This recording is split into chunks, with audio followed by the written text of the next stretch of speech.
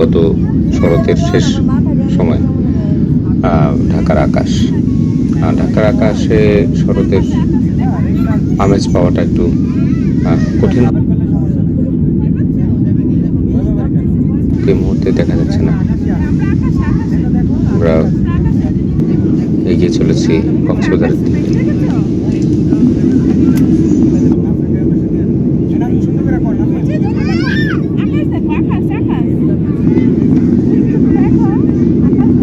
ঢাকার আকাশ থেকে নিচে তাকালে শুধু বিল্ডিং আর বিল্ডিং দেখা যায়।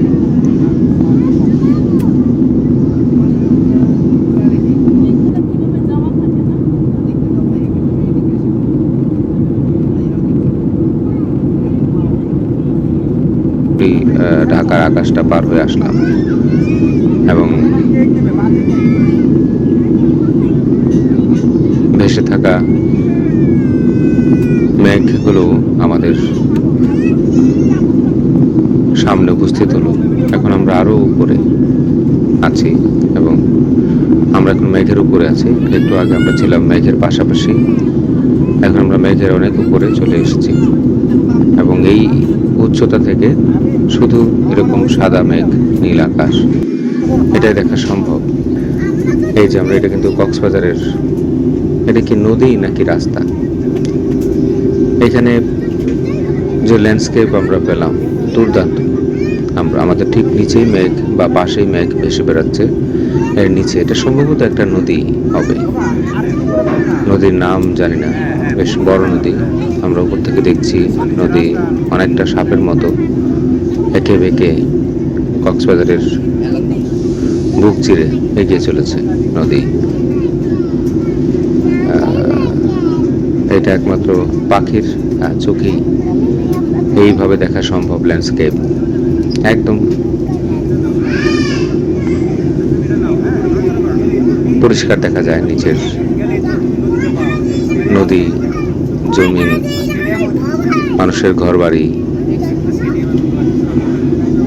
এই আকাশটা দুর্দান্ত, কক্সবাজারের আকাশটা এবং কক্সবাজারের ল্যান্ডস্কেপ আর ভিজিবিলিটি অনেক হাই এখানে। আমরা হয়তো কক্সবাজারে না, আশেপাশে বিমান অনেক গতিতে চলে, কিন্তু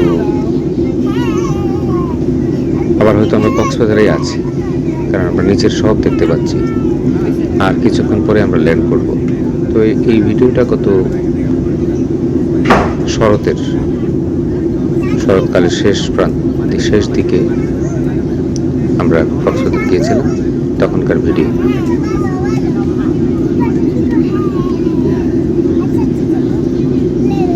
এই দৃশ্যটা আমার মনে ধরেছিল। এই যে হাতের কাছে মেঘ আর নিচে ঘরবাড়ি, এবং নিচ থেকে উপরের দিকে তাকিয়ে কখনোই এইভাবে দেখা সম্ভব না।